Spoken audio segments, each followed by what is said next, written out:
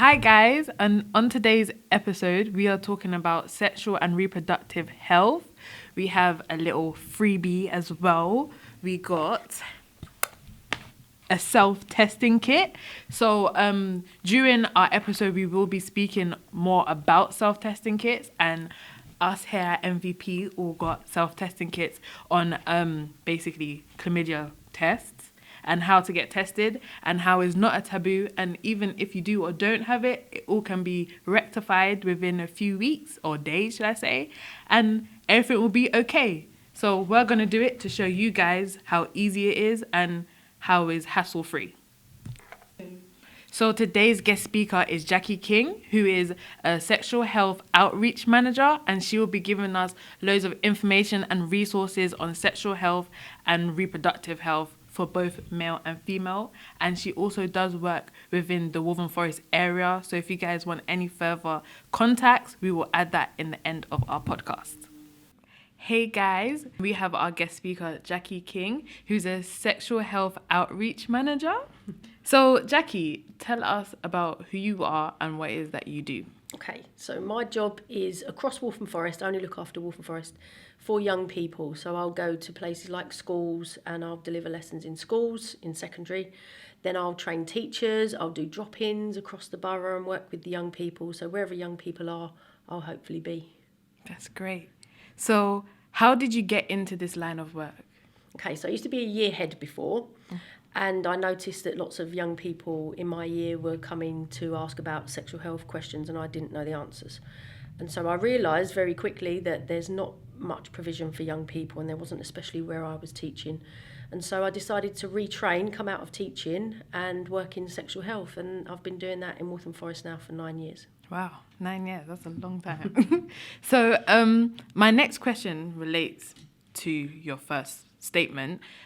What do you think the educational system lacks when it comes to sexual health? I think from September 2020, every secondary school has to deliver relationships and sex education now. But previously, it was a problem because it was up to the school in what they deliver. And some schools would be really good at delivering workshops and getting people in like me. And other schools would really be embarrassed about it and not want to talk about sexual health and would do the very minimum to make sure young people knew very basic information, but there wasn't a great deal of content. So I think at the moment it's getting better, but it will take a while because we've got so much to work on now. From September 2020 is when it came into force. And now we need to work with every secondary school to upskill the teachers, because some of the teachers do really struggle talking about sex still, especially if they're teachers that teach history, for example, and they've been asked to teach relationships and sex education. That is really awkward for adults still. And so finding teachers that are comfortable to deliver it and learn more about it to expand their knowledge is hard, really difficult. Yeah. But we're getting there. Yeah, I mean, relating to what you just said, I mean, when I was in secondary school, it wasn't that long ago. I went to a Catholic secondary school, so it was a really difficult conversation to kind of have, especially like when it comes to talking about like contraception and stuff like that, because of the fact that we go to a Catholic secondary school, so it's almost like it's against their ethos, as they would say. So having that conversation and then having religious studies is like it's almost contradicting what they're about. So it was very difficult and it wasn't great. I know that for a fact. So it does help that now is like in place that it has to be implemented. Our next question is, where does the stigma against like STIs and getting tested come from? Because a lot of people feel like is a taboo almost to say, oh yeah, I get tested every 3 months or 3 weeks. Where do you think that stems from? I think it starts at school. If we're not open enough to talk about the associated risks with having sexual contact with people, if we don't address that, then it's almost every sexual health subject is taboo, because if we don't normalise it, it becomes a real secret conversation. And so normalising testing is part of sexual health, and it's like a health MOT really that you need to do regularly once you become sexually active. And so to break down those barriers, I do things like going into schools and colleges, and I'll give away free gifts if somebody volunteers to test.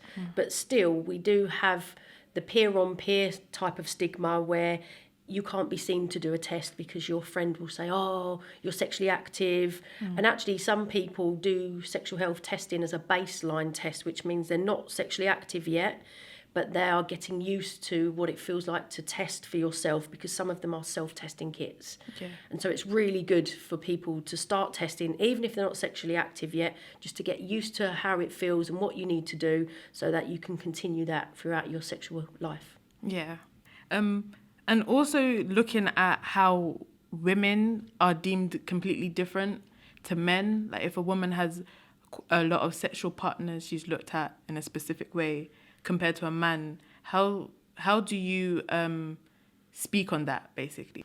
In schools, we do mixed sessions because identifying people as a particular gender or sexual orientation is not something that we would encourage. So everybody has the same workshops.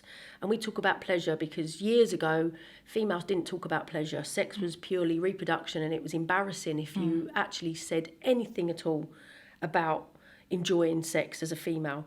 And now those sessions are delivered together. And we've been doing that for the last 9 years. We've been delivering the workshops together, so everybody has the same information. And I think it's really helping because it identifies for males in the room that actually there is an element of pleasure to this, and it's not just for reproduction. Not everybody has sexual contact for reproduction, but it's actually okay to enjoy sex as long as it's safe and consensual. It's okay for everybody to enjoy. Yeah. So following up on being safe, what is your views on contraceptives and like what is the best way forward personally? So contraception, there's so many different types because some have hormones, some don't. And it depends on the individual and your medical history as to which one you would be offered. But some people, for example, would go with something that we call LARC, which stands for long-acting reversible contraceptives. And those are the ones that are longer lasting. So things like the implant that lasts for 3 years, that's longer lasting because once you have it in, you can have it in up to 3 years, and it goes in the upper arm. Okay. And then we've got things like the coil, which goes inside the vagina up into the womb or the uterus, and that stays there for either 5 years or 10 years. So they're long term. They're things that you can put in place and you can forget that they're there. Yeah. But you can also take them out if you feel that it changes your menstrual cycle, for example. You can take them out early. You don't have to keep them in for that length of time. But they are the most advisable because the short-term ones like the pill or the patch, you have to remember to take those regularly. Yeah. And if you have a really busy life, it could possibly be that people miss taking their pills. Yeah. Or they're a bit delayed. And when that happens, the hormones that go through your body are very steady flow of hormones. And if you break that chain, like with the pill, if you steadily take it and then you forget to take it and you're not very consistent, you sort of forget the timings, then it breaks that cycle, and then you have to use condoms for 7 days while you wait for those hormones to build up again in your body. So for anyone that has a really busy life and thinks they may forget to take the pill or may forget to change the patch, then we would recommend something more long term. Yeah. And the most common at the moment, the most popular, is the implant because it's very discreet and you can have that. Nobody knows that you have it. You wouldn't have to tell anybody that you have it, and it would just stay underneath the skin for up to 3 years. Yeah. I'm going to speak on something personal for myself. Like, for example, there's a lot of conversation where a lot of people are very uneducated about a lot of things. For me, when I was younger, I didn't really see like a regular period, but it kind of like, I was scared to tell people because in your head you think people are going to automatically assume that you're obviously pregnant because that's what it's automatically associated with. And a lot of young girls may have irregular periods, but then scared to talk about it because they think that's what people are going to think of them, and then they're going to be deemed as, I don't know, promiscuous or whatever, which is nothing wrong with that, but speaking on it will help. And luckily my mum is a very open person, so it was very easy for me to talk to her. And then that's when I found out I had polycystic ovaries, and that's when the doctor said it's good that I found it at a younger age because it's easier for me to progress, and in the future, for when I do want kids, it's easier to do Planned Parenthood. That's correct, right? Yes. Yeah. Planned Parenthood. So yeah, and then obviously I was on on the pill for like a few years, but that didn't really agree with me. But I was glad that I was able to learn about that at a younger age instead of like learning it when I was about to have a child, possibly, because a lot of people do figure that out when they're about to have kids and then have a lot of trouble and then have to go through a long process. But I really wish that I learned it in school. I mean, I was in year 10 at the time. So, I mean, that's at the end of school, and I still never learnt about it in school. The only reason people at school knew is because I openly spoke about it. And that's when other people then felt comfortable enough to speak about it. But there was no education about it. So I feel like they should speak about things like that as well, to normalize it as well, because a lot of women have like polycystic ovaries. Absolutely. And now it's embedded in the curriculum. Part of that falls under science remit, so young people will look at that reproductive system in science, but it also falls into health as well, because it is about knowing when you need to go to the GP and things like that. So I'm really glad you brought that up, because I see lots of young people that have missed periods or very irregular periods, and there are options. I mean, sometimes it can be solved with something like the pill, like you mentioned, where you can have the pill to regulate when you have a period, and you only need that for a couple of months maybe, and then you can stop it, and then your cycle will fall into its natural cycle. Yeah. And other times, if there are other underlying medical issues, that will be picked up, like what happened with you, which is great. I'm really happy about that. Yeah. But I do agree, it needs to be talked about more. I think usually we used to be quite reactive, where we would react to someone if they presented a problem at the clinic or on outreach. We would be really reactive and then actually think we need to discuss this more. But if nobody speaks about it and we don't bring it up in a session, then it gets left. So I think that's really, really important. Yeah. And like I say, now we deliver information about what to do about missed periods, because hormones are terrible for young people anyway. Yeah. And some days it can just be a hormone imbalance, and other days it could be stress. Yeah. It could be food related if you're not looking after your health particularly well. Yeah. But like with medical issues, we do need to intervene early. Yeah, because with stress, obviously year 10, GCSEs, all that jazz. But then as time progressed, they figured out it wasn't stress, and obviously that was the outcome. So also speaking on that also leads me to how do you guys kind of like introduce having parent-child conversations? Because I do know like some parents may find it a bit difficult to speak about these things with their kids. So how would you guys go about having those conversations as well? So we work with foster parents in the borough to help foster parents.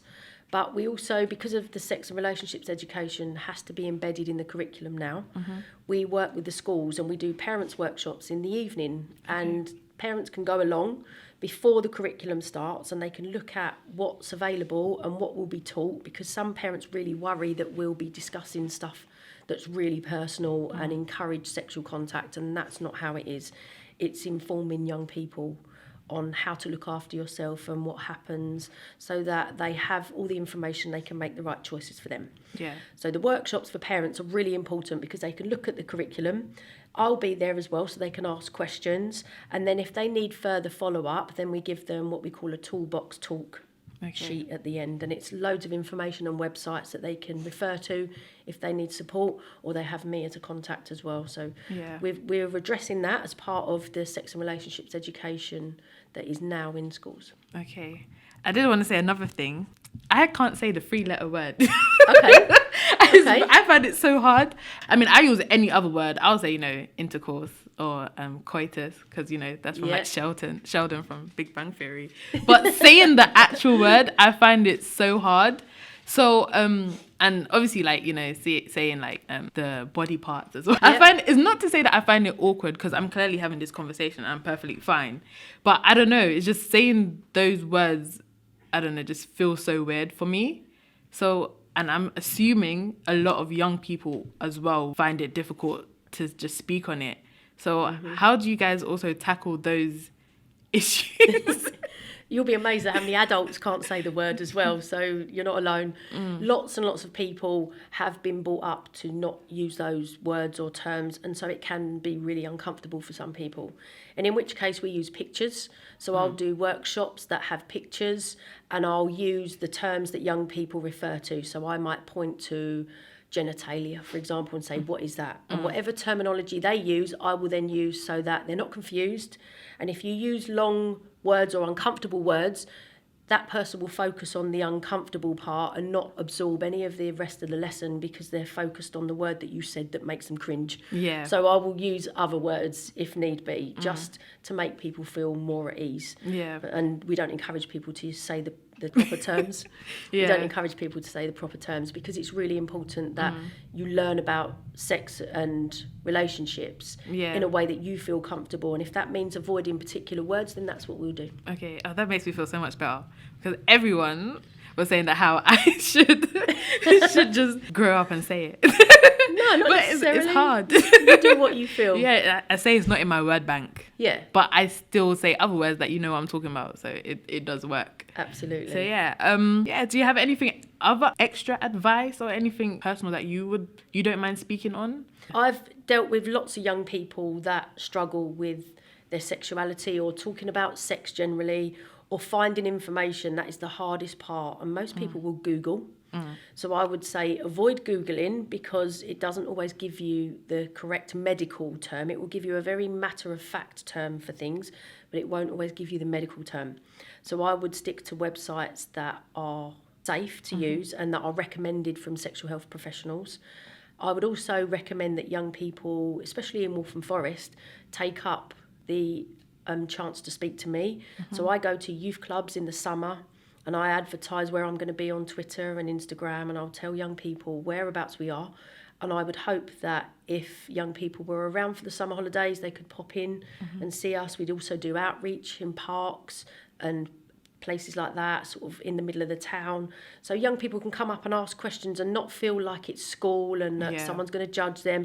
It's very easy questions.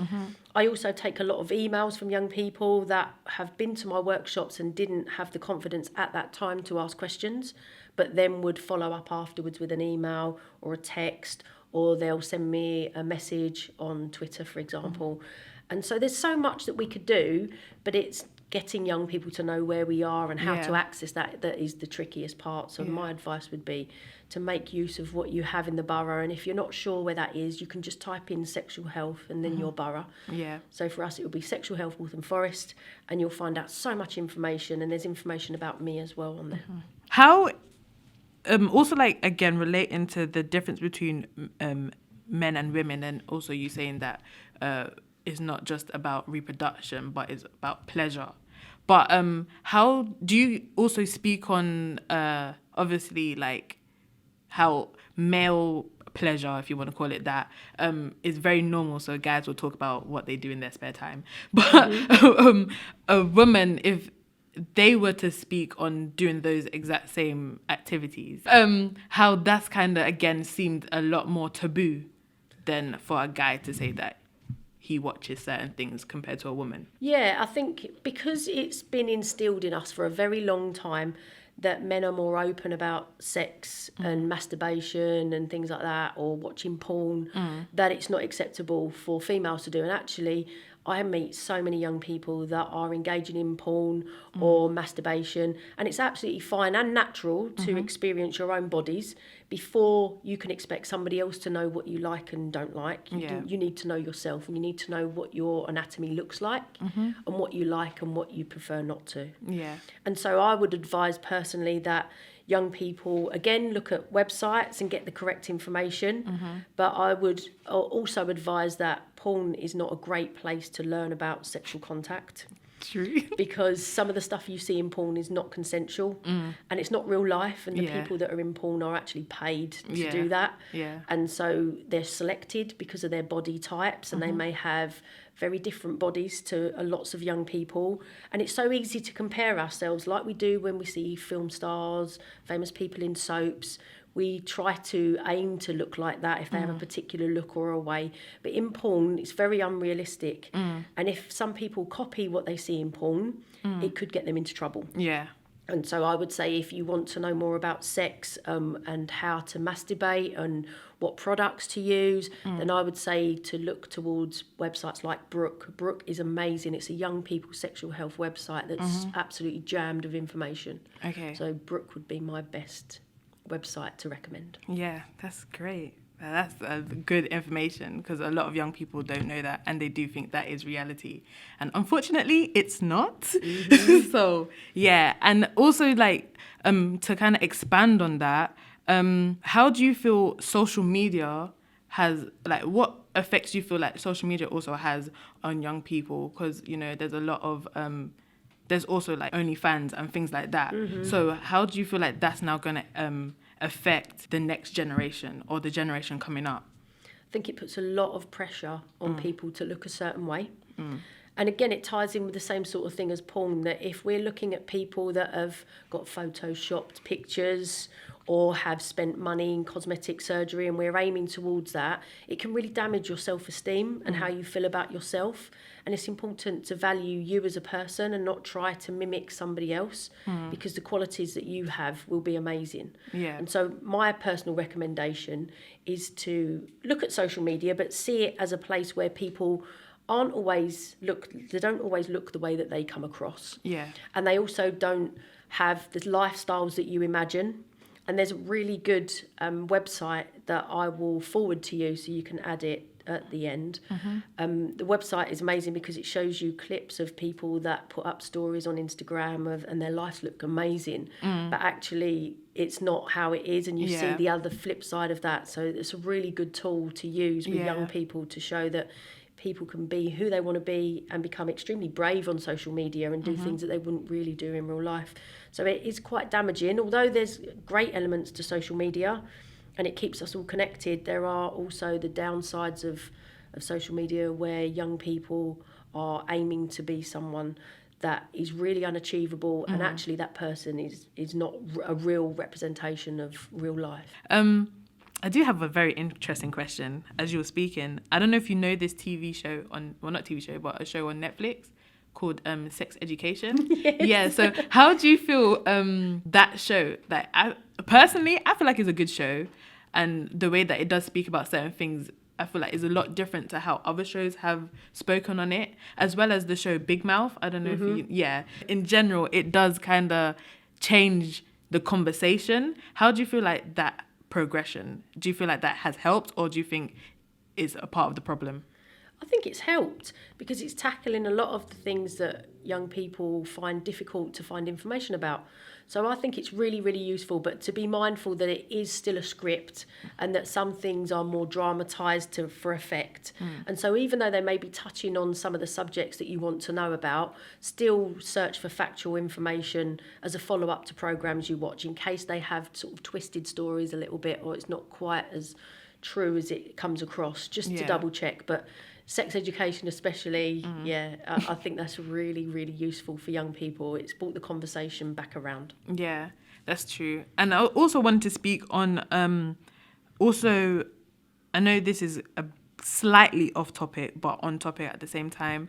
Oh my gosh, I can't remember the name of the TV show. It was on Channel 4 about the guy and the HIV epidemic. It's a Sin. It's a Sin, yes. I cried when I watched that. But also that conversation and how that has helped bring awareness, and there's a lot of progression over time. Do you guys also speak on that aspect of things as well? We cover HIV. We cover HIV. It's a topic that not many people know enough about.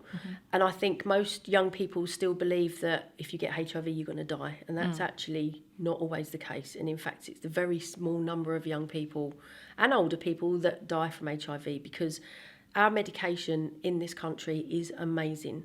So if somebody is diagnosed with HIV, they will go on to effective treatment. And once they've been on treatment for a while, it then becomes what we call U equals U.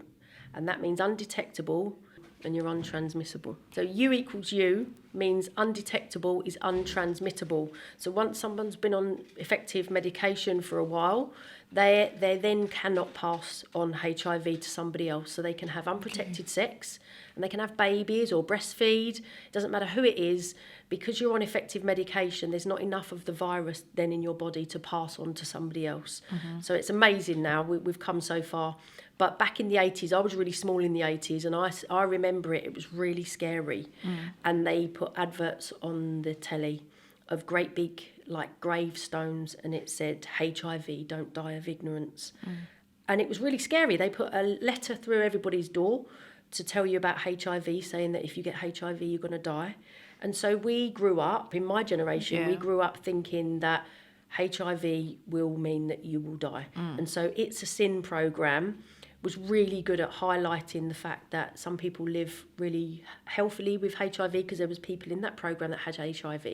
And then unfortunately you see the flip side of what happens when somebody is not on effective medication and then they become so ill that they do eventually die. Yeah. That program was heartbreaking. Yeah, I cried. I really did. It was sad. It was emotional and all, just the whole conversation in general. And to even just see the progression, because obviously I wasn't born in the 80s, but you do obviously hear conversations in other shows and even some things that people do say, and I'm not going to say that this is a fact, but I'm sure a few weeks ago I read that there has been an act or a bill that's passed that now gay men can donate blood. Because before, that's correct, right? Yeah, because before they couldn't because of obviously that stigma as well. And it's very unfortunate, especially the fact that a lot of people do also, well, not now because people are less small-minded, but back then obviously it being such a new thing that even if you touch someone with HIV, you'll get it, when obviously that's not the case. No. It can't be transmitted that way. Time has progressed, which is great, and people do have better understanding and knowledge that, again, both male and female can get HIV and it can be passed either way. So also speaking on male and female, a lot of the time I do know, correct me if I'm wrong, that it can be easier for a male to pass to a female compared to a female to pass to a male. Is that incorrect? Because that's what people say, and I'm like, that just doesn't sound right to me. But yeah, no, everybody is at risk if it's passed through blood. So that could be things like injecting drugs, or it could be blood transfusions in different countries, not in the UK, or things like tattoos even in different countries can be a problem, and unprotected sexual contact. And so everybody is at risk if they have had any contact with somebody that has HIV and they've had unprotected sexual contact, or blood passed on through bloods. Yeah, that obviously makes sense. So yeah, and just for everyone to just stay safe, Absolutely. Mask up and obviously wrap up. So yeah, what other resources do you have that can also help young people? Okay, firstly we have the testing service that young people do themselves. So chlamydia is a sexually transmitted infection that is most popular or most common in young people under 25. And that is because you could potentially not know that you have chlamydia and be passing it on to other people. And things like fingering or hand jobs or oral sex or anal sex or using sex objects, as well as penis in vagina sex, can mean that anybody's at risk of chlamydia. If you're in a same-sex couple, if you're in an opposite-sex couple, everybody's at risk. And so to check for chlamydia, you would need to do your own test. There is only one way to know for sure if you have chlamydia, and that is testing. Yeah. So people that wait for symptoms, it may never happen, and other people may actually get symptoms. Yeah. But we recommend that every young person tests every 6 months themselves. And if they change sexual partners or they have more than one sexual partner, then they test every 3 months. Yeah. And you can get these tests from pharmacies, or you can get information from our app. We've got a free app called C-Card. So it's just C-C-A-R-D, C-Card. It's on Google Play and the App Store. Really useful because it will give young people every bit of information that you need: where to get emergency contraception, where to get chlamydia screening kits, where to get C-cards and more condoms and lube and dental dams and femidoms. And then you can find out where to get pregnancy tests as well. Yeah. And it's a pan-London scheme, so that means anywhere in London that you are, you open up the app and it will give you all the information that you need to know where these services are, what time they close, how to get there, and what free stuff they offer. Everything that you see is free. So that's a really useful tool for young people. And if they find where to get a kit, for example, a testing kit, it will ask you inside the box to fill out a form, and then it will say, if you own a vagina, you've got 2 choices. So you can either do a vaginal swab, which looks like a cotton wool bud that goes in your ear, and you put that inside the vagina about an inch, and then twiddle it about for a bit to get some cells on it, and then put it back in the tube. Or you can do a urine sample. So either, whether you own a penis or a vagina, you can do a urine sample, and it's in a small pot. Once you've done your urine sample or the swab, you put everything back in the box and then seal it. And on the back of the box is the address, and you just post it in a post box, and it goes to our lab, and then they text you your results. It's so easy to do. You don't have to go and see a professional. You just go and pick up the box from places like pharmacies.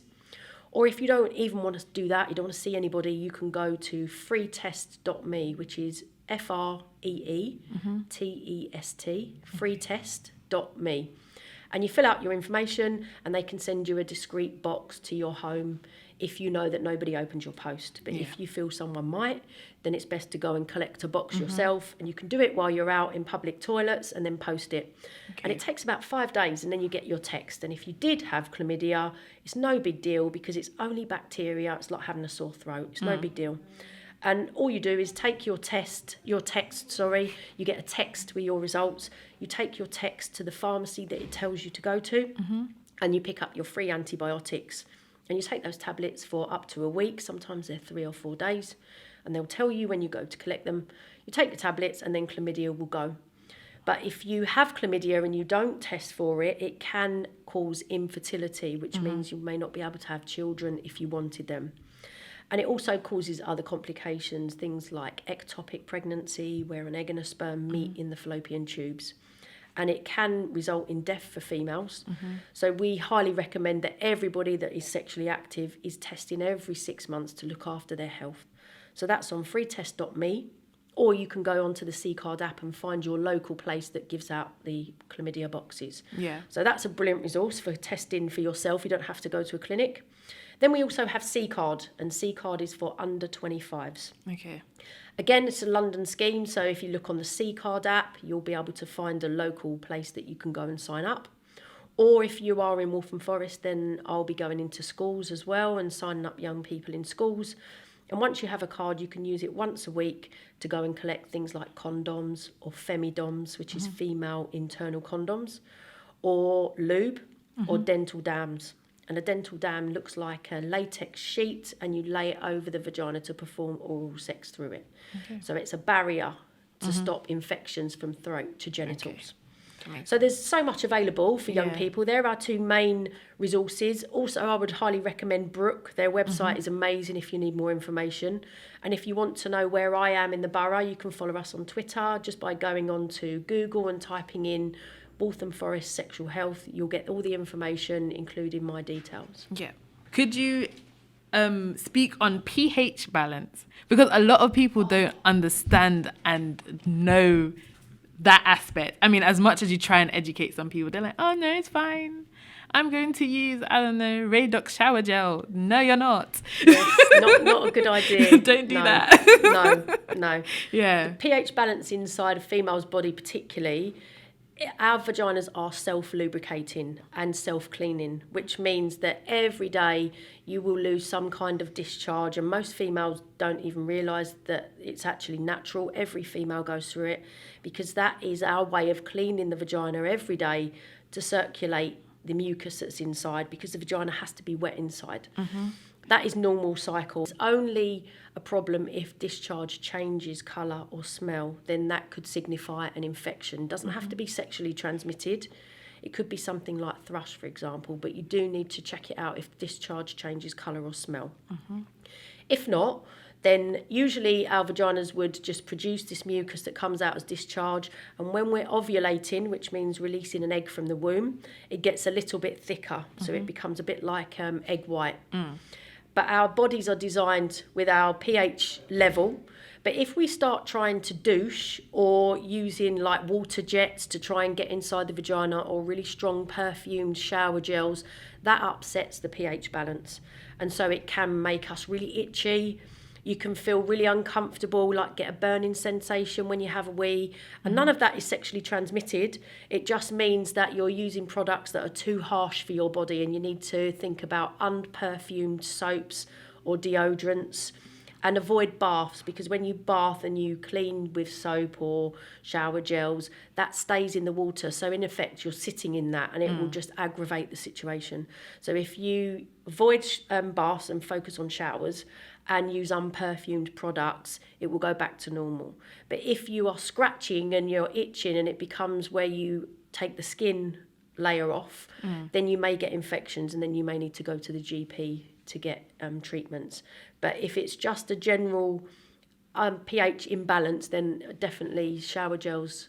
If you change shower gels to unperfumed or soaps to unperfumed, you'll notice a massive difference. So thank you very much for coming and speaking and educating us. I'm sure we all learned something new today, because I know I did. And thank you, and we definitely will keep in contact, and we'll add your contact so that everyone can check you out and check out everything that you said and all the resources that you have provided. And do you have any last word? I would say, please, young people, look after your health, because sometimes you could have things that you don't even know about, or there may be services that you don't know about. So checking out, by typing out sexual health Waltham Forest, will give you so much information. We have information on the council website. If you type in Waltham Forest Council and then sexual health into that website, you'll get loads more information as well.